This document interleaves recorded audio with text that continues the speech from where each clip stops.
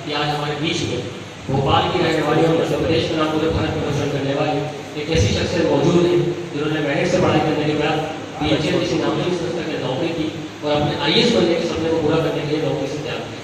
आज वे हमारे बीच में सिविल सेवा परीक्षा 2020 में पूरे भारत में दूसरे स्थान और महिला वर्ग में प्रथम स्थान पर प्राप्त कर हमारे बीच में आई है। मैं आप सबकी जोरदार तालियों के बीच में स्वागत करना चाहता हूँ।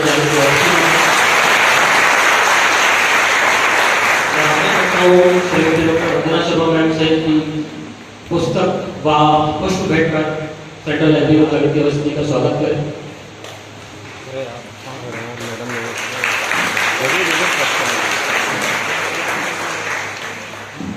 तो दोस्तों, जिसे आप जानते हो जागृति अवस्थी जी को, जिन्होंने BHNL में ऑफिसर की नौकरी छोड़कर इन्होंने UPSC अपना जो एम था उसे प्राप्त करने के लिए दोस्तों एक चौंकाने वाली बात है, इन्होंने 94,000 की जॉब छोड़ी और अपनी UPSC पे फोकस किया और ऑल इंडिया में सेकंड रैंक हासिल की। ऐसे जज्बे को सलाम है दोस्तों। तो चलिए इनके जो स्ट्रगल की कहानी है सुनते हैं इनकी जुबानी। देखिए, रिवीजन में अगर आप बार-बार पूरी किताब पढ़ रहे हो कि अच्छा इस तरह की चीज़ें पूछी नहीं थी, चलो ये पढ़ लेते हैं। जैसे UPSC में बार-बार बुद्धिज़्म जैनिज़्म से क्वेश्चन आते हैं, तो जब आप बुद्धिज़्म जैनिज़्म पढ़ेंगे आपका फोकस थोड़ा ज़्यादा होगा। आपको जब समझ में आता है कि वो राजा रानी के नाम नहीं पूछते, ये कब युद्ध हुए थे ये सब नहीं पूछते, वो तो कंसेप्चुअल पूछ रहे हैं, तो आप उस तरह से पढ़ने लगेंगे। MPPSC का भी मैंने प्रीलिम्स एक बार दिया था, एक बार क्या प्रिपरेशन जब कर रही थी, जनवरी 2020 में हुआ था वो, मैंने दिया था और मेरा नहीं हुआ था, दूर दूर तक नहीं हुआ था। मतलब वो 1-2 मार्क्स वाली नहीं थी, वो अच्छी 30-40 मार्क्स वाली थी कि नहीं हुआ था उससे प्रीलिम्स में। MPPSC की रिक्वायरमेंट क्या थी, थोड़ा सा फैक्चुअल नॉलेज चाहिए। कंसेप्चुअल भी थोड़ा कुछ पूछ लेते हैं लेकिन फैक्चुअल ज़्यादा है। तो जब आप पढ़ेंगे तो आपका ध्यान फैक्चुअल चीज़ों पे हो, इसलिए अपने एग्ज़ाम की रिक्वायरमेंट्स को समझिए। मैंने पहले JEE मेंस निकाला, उसके थ्रू मैं NIT भोपाल गई। मैंने गेट एक इंजीनियर्स के लिए होता है, उसमें मेरी ऑल इंडिया रैंक 51 थी, जिससे मैं BHL गई। फिर मैंने UPSC में सेकंड रैंक लाया, मेरा सेकंड अटैम्प्ट था, 1 साल की तैयारी के बाद दिया था, उसमें मेरी दूसरी रैंक है। अगर मैं कोई एक कॉमन अपनी क्वालिटी देखूँ जिसके कारण मुझे सक्सेस मिलने में हेल्प हुई है, वो ये है कि मैं एग्ज़ाम को समझती थी, एग्ज़ाम में क्वेश्चंस को समझती थी। इतना वास्ट सिलेबस है कि अगर आप इतिहास पढ़ेंगे तो आपको कोई हिस्टोरियन नहीं बनना है यहाँ पे, आप सोशियोलॉजी ऑप्शनल पढ़ेंगे तो समाजशास्त्री नहीं बनना है, एग्ज़ाम निकालना है। पढ़ना चाहिए, जीवन में बहुत काम आता है। सिलेक्शन के बाद अच्छे से पढ़िएगा, बैठ करके 4-5 दिन पढ़िएगा, जो पढ़ना है पढ़ते रहिए। पहले एग्ज़ाम निकाल लीजिए और लाइब्रेरी में कई तरह की आपको किताबें भी मिल जाती हैं, तो एक किताब अच्छी ना लगे तो दूसरी देख लीजिए, दूसरी ना अच्छी लगे तीसरे राइटर की देख ली, जो अपने को अच्छा लगे वैसा मटेरियल यूज़ करिए। इसके अलावा थोड़ा सा अप एंड डाउन होते हैं जर्नी में, क्योंकि लंबी होती है सिविल सर्विसेज की जर्नी। कई बार लोगों को 3-4 साल भी लग जाते हैं। हिम्मत ना हारना ही एक कॉमन आपके जो अप्रोच है उसको लीड करेगी। एक बात दिमाग में बसा लेना कि हर चीज़ का हल है, आज नहीं तो कल है। हल तो निकलेगा और हल निकालना है। मुझे लगता है कि हम ज़्यादातर लोग जो हम यहाँ बैठे हैं, हम एक मध्यम वर्गीय परिवार से आते हैं और कई लोग हो सकता है बहुत संघर्ष करके आए हों। हमारे मम्मी पापा ने बहुत सैक्रिफाइस किया है सिर्फ इसलिए कि हम पढ़ सकें, कुछ बन सकें, उसको रिस्पेक्ट करनी है। वो इसलिए नहीं किया कि हमारे सामने कोई प्रॉब्लम आ गई कि अरे सिलेबस बहुत ज़्यादा है, मेरा हो नहीं पा रहा, मैं 2 साल से लगी हुई हूँ, मेरा नहीं हो रहा। पेरेंट्स ने सैक्रिफाइस किया ताकि हम बन के निकलें। हमें सिर्फ इतना सोचना है कि प्रॉब्लम्स हैं, प्रॉब्लम को सॉल्व करना है और सिलेक्ट होके दिखाना है। उसके अलावा कोई ना ऑप्शन है और ना मेरी कोई चॉइस है, दोनों चीज़ें नहीं है। ना मेरी चॉइस भी नहीं है और ना मेरा ऑप्शन है, करना ही है ना। जैसे आप एक बात बताओ, सुबह कितने लोगों को 4 बजे उठने में प्रॉब्लम होती है? ज़्यादातर लोगों को, जो नहीं भी हाथ उठा रहे उनको भी प्रॉब्लम होती है, आई नो। अगर सुबह फ्लाइट पकड़नी हो, ट्रेन पकड़नी हो, अपने आप उठ जाते हैं ना अलार्म लगा के। तो मेन चीज़ क्या है कि जब हमें कोई चीज़ करनी ही है, ऑप्शन है ही नहीं, तो हम उसका सलूशन ढूंढने लगते हैं कि कैसे किया जाए। हम ये नहीं ढूंढते कि क्यों नहीं होगा। सुबह मैं 4 बजे नहीं उठती हूँ क्योंकि मुझे थकान होती है, मेरे को नींद आती है, और ट्रेन पकड़नी होती है तो उठ जाते हैं। मतलब वजह की ज़रूरत है। अगर आप ये सोच लें कि मुझे करना ही है तो आप कर ही देंगे। तो इस तरीके की अप्रोच रखिए, बॉग डाउन मत होइए। जर्नी अगर लंबी है तो उसका फल भी बहुत अच्छा मिलेगा। आप लोग यहाँ पे यदि ग्रुप्स में पढ़ते हैं तो एक पॉजिटिव एटमॉस्फेयर बनाइए। उन लोगों से दूर रहिए जो नेगेटिविटी फैलाते हों। बहुत लोग मिलेंगे ये कहने के लिए कि अरे नहीं होता है, मैं जॉब छोड़ रही थी तो बोले कि जॉब छोड़ रहे हो, बीएचए की छोड़ रहे हो, करियर बर्बाद कर रहे हो, नहीं हुआ तो एज हो जाएगी, ये हो जाएगा, वो हो जाएगा। अब मैंने फिर से रिपीट करूँगी, सोल्यूशन की तरफ ध्यान। मैंने सोचा है मुझे सिविल सर्विसेज करनी है, मैं करूँगी, मुझे नहीं फ़र्क पड़ता दूसरों को 4 साल लगते हैं या 5 साल लगते हैं। मैं अपनी बात करती हूँ कि मैं 1 साल के अंदर इतनी मेहनत करके दिखाऊँगी कि मैं निकालूँगी। बस मेरा ये था, जॉब छोड़ दिया, मैं करूँगी। अब थोड़ा सा सिलेबस ज़्यादा है तो डेली कम से कम 8 घंटे तो पढ़िए। दिन को डिवाइड कर लीजिए। सुबह के 4 घंटे निकाल लिए, सुबह एनर्जी ज़्यादा होती है, फ्रेशनेस होती है। सुबह सुबह लाइब्रेरी आते हो तो लाइब्रेरी आ जाओ, घर में बैठते हो तो बढ़िया नहा धो के ब्रेकफास्ट करके घर में बैठ जाओ, जो आपका मन करे। और आराम से 4 घंटे का स्लॉट है, 3+1 या 2+2 जो भी ठीक लगे, बैठे। उसके बाद अपना लंच किया, थोड़ा एंजॉय किया 2 घंटे के लिए, 1-1.5 घंटे का ब्रेक, फिर 3 घंटे बैठ गए, फिर 1 घंटा बैठ गए। फिर शाम को क्या करो, डिस्कस कर लो फ्रेंड्स में। नहीं फ्रेंड्स के साथ डिस्कस करने का मन करता तो थोड़ा खुद ही सोचो, अच्छा आज क्या पढ़ा था, अच्छा हाँ मॉडर्न हिस्ट्री, ओके, विच चैप्टर, नेशनल मूवमेंट, कौन सा वाला पार्ट, भगत सिंह वाला रेवोल्यूशन पार्ट पढ़ा। ऐसे खुद से रिपीट करो, बुक सामने होने की ज़रूरत नहीं है, वॉक करते करते एक बार हो गया। इसके अलावा प्रैक्टिस करनी है, ठीक है। मॉक टेस्ट आपको बहुत सारे मिल जाएंगे, कई बार आपस में मिल जाएंगे, प्रीवियस ईयर के मिल जाएंगे या कोई दे देता है। उनको लगाना है, ईमानदारी से लगाना है, ताकि आप ये देख सकें कि आपकी तैयारी अभी किस लेवल पे है, कौन से टॉपिक्स अभी आपको करने में दिक्कत होती है। जैसे नंबर कम आए, अगर प्रीलिम्स में नंबर कम आ रहे हैं या जहाँ भी कम नंबर कम आ रहे हैं, ये देख लो कौन सा टॉपिक बार बार गलत होता है। डायरी बना लीजिए, उस डायरी को पार्ट्स में डिवाइड कर लीजिए, पॉलिटी, हिस्ट्री, ऐसे करके, मतलब art and culture, current affairs, environment, जो भी टॉपिक्स होते हों, और उसमें लिखते जाओ कि कौन सा टॉपिक गलत है। सपोज पॉलिटी में प्रेसिडेंट गलत होता है, बार बार प्रेसिडेंट लिखो, इत्मीनान से बैठो और पढ़ डालो। कई बार प्रीलिम्स में गैस वर्क भी करना पड़ता है, नहीं बनते क्वेश्चंस, तो आप देखोगे कहीं कहीं गैस वर्क बहुत अच्छा काम करता है। किसी किसी टॉपिक में आप लगा लेते हो दिमाग, कहीं कहीं गैस वर्क पूरी तरह फेल होता है। ये प्रैक्टिस करते हुए देख लीजिए कि कहाँ फेल हो रहा है और कहाँ सक्सेसफुल हो रहा है। यदि आप एक बार इन चीज़ों को समझ लेंगे तो आप जब फाइनल एग्ज़ाम में जाएंगे आपको कुछ नया नहीं लगेगा, आप you will just you will go through it. तो एक ये ओवरऑल अप्रोच हो गया पढ़ने के लिए कि प्रैक्टिस करनी है। प्रैक्टिस से भी ज़्यादा ज़रूरी है कि जो उसका आउटकम है, आपने प्रैक्टिस किया, नंबर आया आपके, उससे वो दिखाएगा कि अभी तैयारी में कमी कितनी है। उसको कभी ये मत सोचिएगा कि अरे ये तो बहुत कम है या ये तो बहुत ज़्यादा है, वो बस ये दिखा रहा है कि और कितनी कमी है, उसको भरते जाएंगे, हो जाएगा। एक और मैं शेयर करना चाहती हूँ टिप जो मैंने सीखा। कोई बता सकता है कि ब्रिटिशर्स ने इंडिया को रूल किया तो एक पॉलिसी थी उनकी, डिवाइड एंड रूल, बहुत अच्छी पॉलिसी थी, उनके लिए तो सक्सेसफुल साबित हुई थी। ये सिलेबस पे भी अप्लाई होती है। कोई सब्जेक्ट हमें बहुत डिफ़िकल्ट लगते हैं। लक्ष्मीकांत पढ़ रहा है क्या आप कोई पॉलिटी के लिए? मतलब पॉलिटी के लिए ज़्यादातर लोग लक्ष्मीकांत लेते हैं। मैं उस किताब का एग्जाम्पल इसलिए ले रही हूँ कि एक तो कॉमन है और दूसरा डिफ़िकल्ट लगती है अगर पहली बार उठाई हो। वो मतलब कई बार आंखों में आंसू भी आ जाते हैं उसको देख करके और पढ़ करके। ऐसे सब्जेक्ट्स का क्या करें? जब लक्ष्मीकांत को कोई भी सब्जेक्ट हो सकता है, बाहर ये सिविल सर्विसेज के बाहर भी हो सकता है। सपोज करिए 1000 पेज की बुक है और वो ऐसा लगता है कि ये बहुत बड़ा पहाड़ है, कैसे चढ़ा जाए। छोटे छोटे टुकड़ों में बांट दीजिए। कितने छोटे? Daily 5 page. अगर आप डेली 5 पेज पढ़ोगे 200 दिन लगेंगे, मतलब साल भर लग जाएगा, वो किताब रट जाएगी। आप क्या करो, लास्ट सब्जेक्ट रखो पॉलिटी, अभी से 5-5 पेज पढ़ो। क्या होगा उससे? 5-5 पेज तो रटते जा रहे हो ना।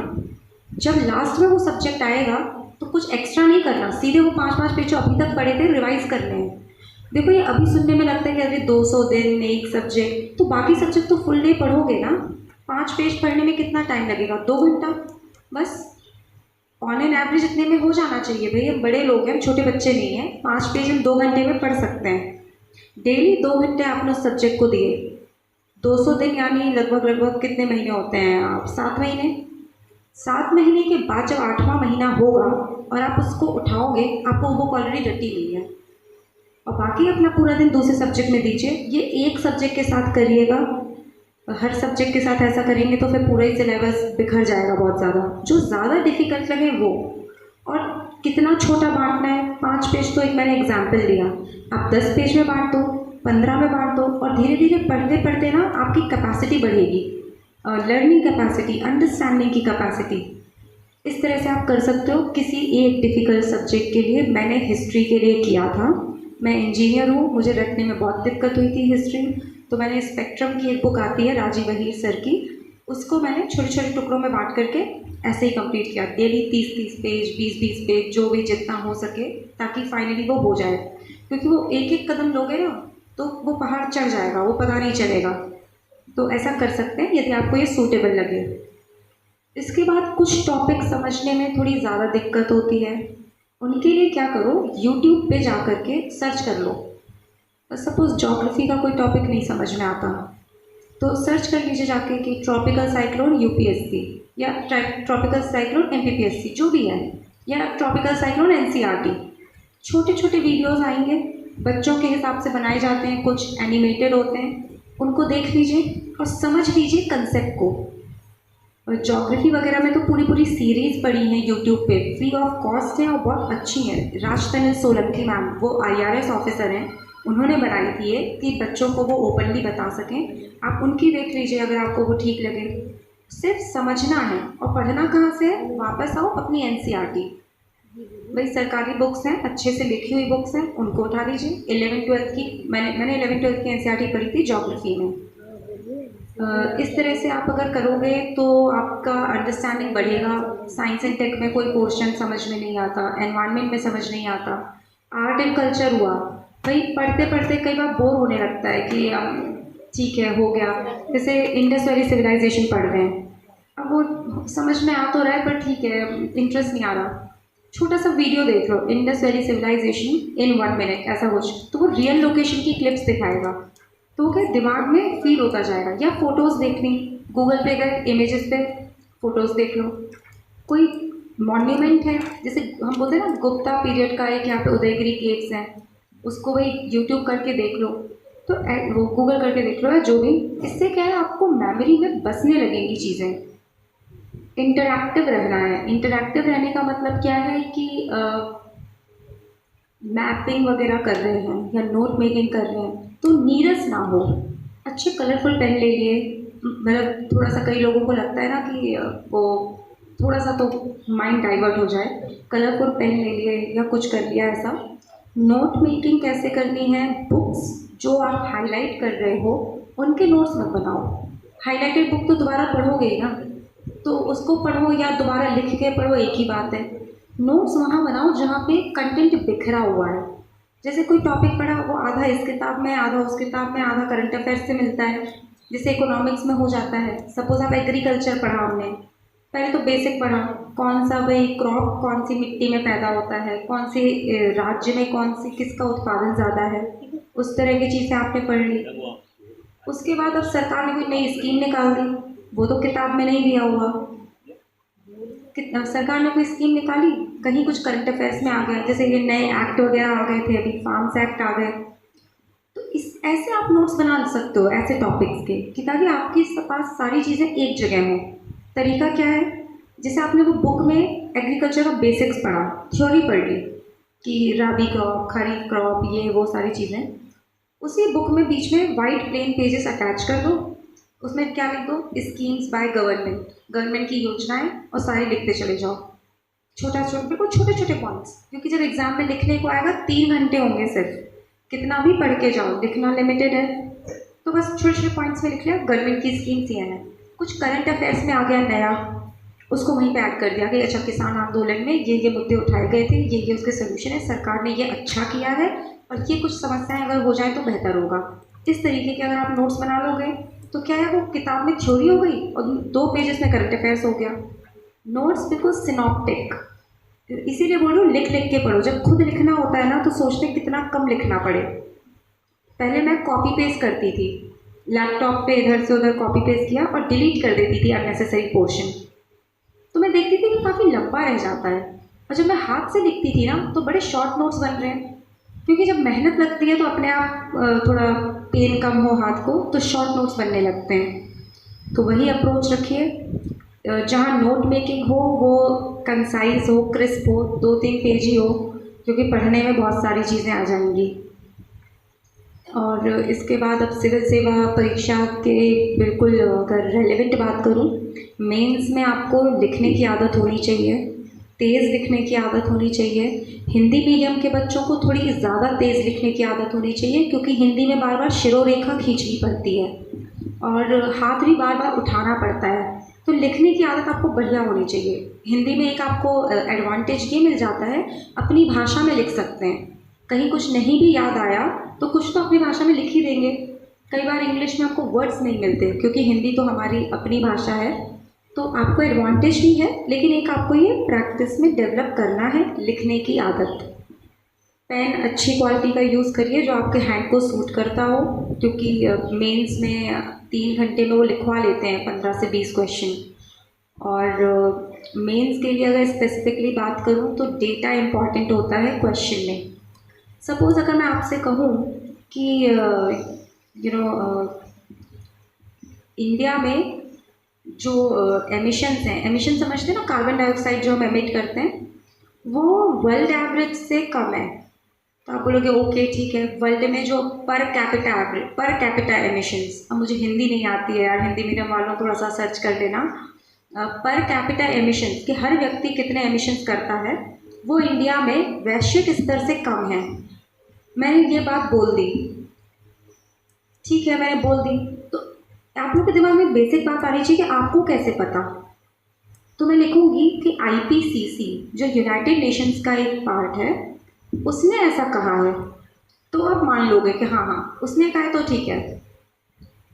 जब भी मेंस में डेटा लिखो आंसर्स में, इस तरह की बातें करना कि भाई नेशनल क्राइम रिकॉर्ड्स ब्यूरो ने कहा है कि 3 में से 1 महिला किसी ना किसी तरह की डायरेक्ट या इनडायरेक्ट वायलेंस को फेस करती है।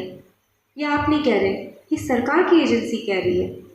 इससे क्या होता है, आप एक ऐसे व्यक्ति हैं जो ऑनेस्ट है, बातें नहीं बनाते हैं, अच्छे से पढ़ के आए हैं और तब बात कर रहे हैं, इधर उधर के डेटा नहीं कि अब ये रिपोर्ट वो रिपोर्ट। इम्पॉर्टेंट जैसे यूनाइटेड नेशंस का हो गया, यूनिसेफ होता है, वर्ल्ड हेल्थ ऑर्गेनाइजेशन होता है, इस तरह की रिपोर्ट्स हो गए। और एक हमारे सरकार का, जैसे ये इकोनॉमिक सर्वे होता है, क्या आर्थिक सर्वेक्षण कहते हैं शायद उसे, बजट को देख लीजिए, उसमें से इम्पॉर्टेंट। अच्छा, आर्थिक सर्वेक्षण और बजट की बात कर दूँ, ये बहुत मोटे डॉक्यूमेंट्स हैं, क्योंकि ये तो डिटेल में, ये कोई सिलेबस थोड़ी ना है पढ़ाई का, ये सरकार की रिपोर्ट्स हैं। आपको क्या सरकार के लिए स्टैटिस्टिशियन बनना है? नहीं। आप कहाँ से पढ़ेंगे? प्रेस इंफॉर्मेशन ब्यूरो PIB में एक समरी आ जाती है, वो खुद गवर्नमेंट डालती है। बजट जहाँ पे आता है, जिस वेबसाइट पे गवर्नमेंट की budget.gov.in, वहाँ पे बजट के सेलिएंट फीचर्स आ जाते हैं, हाइलाइट्स आ जाते हैं, वो हिंदी इंग्लिश दोनों में होते हैं, उनको पढ़िए। डायरेक्ट अगर इतना मोटा बजट पढ़ेंगे, इतना मोटा इकोनॉमिक सर्वे पढ़ेंगे, उसमें से क्या याद करेंगे, क्या लिखेंगे? वो 10 से 15 पेज की आती हैं समरीज, प्रिंट करवा लीजिए, उसको पढ़िए। अगर आपको और थोड़ा सा जानना है तो बजट की जो स्पीच होती है उसको सुन लीजिए, वो यूट्यूब पे मिल जाती है, जिस दिन बजट पेश होता है उसी दिन प्रसारित हो जाती है, उसको पढ़िए। तो स्मार्ट वर्क करना है, बजट पढ़ना है, इकोनॉमिक सर्वे पढ़ना है, इसके इकोनॉमिक्स के लिए कहाँ से पढ़ना है अब आप समझ, मतलब अपने रिसोर्सेज को बहुत स्मार्टली अलाइन करना है। जहाँ कहीं कोई डाउट हो तो इंटरनेट सबसे बड़ा मीडियम है आज हमारे लिए। अगर एक न्यूज़ में आया कि भारत ने किगाली अमेंडमेंट को अडॉप्ट किया, क्या है किगाली अमेंडमेंट? सीधे इंटरनेट पे जाओ, किगाली अमेंडमेंट, यूपीएससी या एमपीपीएससी या एनसीईआरटी व्हाटएवर, वो उसमें समझा देगा। नहीं समझ में आ रहा, वीडियो देख लो। वीडियो देखने के बाद देखो बेसिक पॉइंट्स, किगाली अमेंडमेंट का ईयर कौन सा था, अब याद नहीं है इसलिए बोल नहीं रही हूँ। मॉन्ट्रियल प्रोटोकॉल, किगाली अमेंडमेंट किस बारे में है, शॉर्ट में आपको याद हो गया और इंडिया ने उसको अडॉप्ट कर लिया। ऐसी चीज़ें प्रिपेयर करते जाइए। मैं ऐसा प्लान कर रही हूँ कि एक खुद का ब्लॉग या कुछ ऐसी स्पेस बनाऊँ जहाँ मैं अपने नोट्स अपलोड कर दूँ, या फिर मैं यहाँ किसी एक व्यक्ति का या मैडम का किसी जो हो उनका मैं नंबर लेके टेलीग्राम पे अपने नोट्स भेज दूँगी। तो आप लोग यहाँ सर्कुलेट कर लीजिएगा आपस में, क्योंकि अभी ब्लॉग बनाने में थोड़ा समय लग जाएगा मुझे। मैंने उसमें मैप वगैरह बनाए हैं, स्कैन्ड कॉपी है, एक बार देख लेना, मैप ज़रूर देख लेना, उसमें अच्छे से बनाए थे। ओवरऑल आप इस तरीके से अपनी प्रिपरेशन रखिए। और कोविड में एक चीज़ सीखी है मैंने, बस ये और बता दूँ, कोविड में मैंने ये सीखा है, घर पे रह कर के जो मेहनत की जाती है, घर पे रह कर के मतलब खुद से जो मेहनत की जा सकती है, वो जो रिज़ल्ट निकालती है वो 10-15 कोचिंग मिल के नहीं निकाल सकती। कोविड में सब बंद हो गया था मार्च 2020 में, और अक्टूबर 2020 में प्रीलिम्स हुआ। वो पूरा घर ड्यूरेशन हम सब अपने अपने घरों में थे।